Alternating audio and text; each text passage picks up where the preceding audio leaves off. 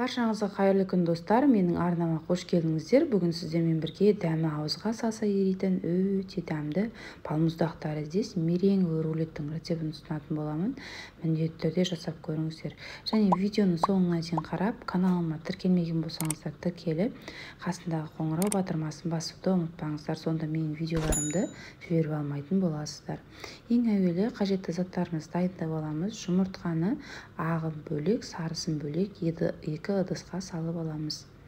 Міндетті түрде дәл осылай жасаңыздар. Ағына ешқандай сарысы түсіп кетпеуі қажет, сондықтан асықпай жасап алыңыздар. Енді ыдысымызға құямыз. Міндетті түрде ыдысымызда, венчигімізді таза құрғақ болу керек.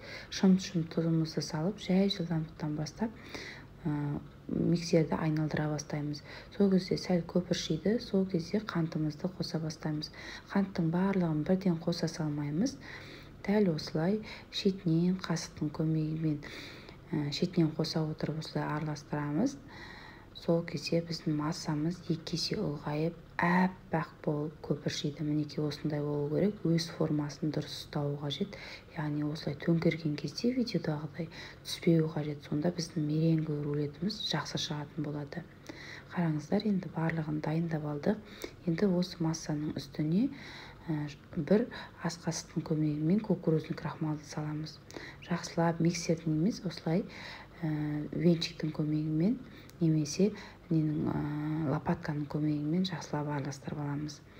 Біздің массамыз дайын болды. Енді осы меренгені пергаментный бумаганың сапалы түрін таңдап алыңыздар. Әйтпесе жабысып қалады. Сапалы түрін таңдап, дәл осылай видеодағыдай жайғастырып, төртбұрыштай қылып, рулет тәрізді қылып жасап дайындап аламыз.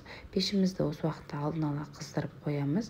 Міндетті түрде 150 градуста. Одан қатты болса күйіп кетеді, сондықтан 150 градуста қызып тұрған пеште 20-25 минутқа салып аламыз. Ал оған дейін кремін дайындайтын боламыз. Салқын творожный сырға салқын сливкиді құямыз. 2 ас қасық қантымызды қосып, жақсылап миксердің көмегімен араластырып аламыз. Біздің массамыз осылай қоюланады, яғни креміміз қою болады. Қантты 2 ас қасық қостым. Негізі меренгі рулет тәтті болады, сондықтан аз мөлшерде қосыңыздар. Мінекей барлығын дайындалып алдық. Жарты бөлігін насаткаға салып алдым, екінші бөлігін крем рулеттің арасына жағамын. Осылай екі бетін аударып аламыз. Келесі бетіне сол кезде абай болыңыздар. Біздің меренгі рулетіміз сынып кетуі мүмкін, сондықтан асықпа, екі бетін бірдей қылып тегістеп алып, арасына кремді дәл видеодағыдай жайғастырып аламыз да, дәл осылай орап аламыз.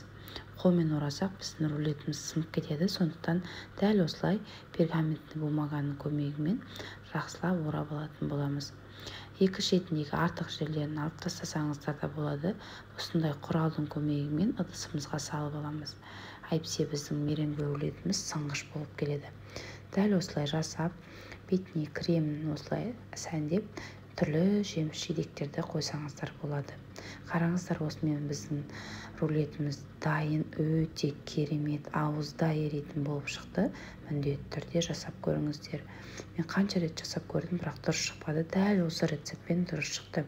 Сіздерге де жасап көруге кеңес беремін. Сіздермен болған Нұрия Амангелді. Келесі видеода жолыққанша сау болыңыздар.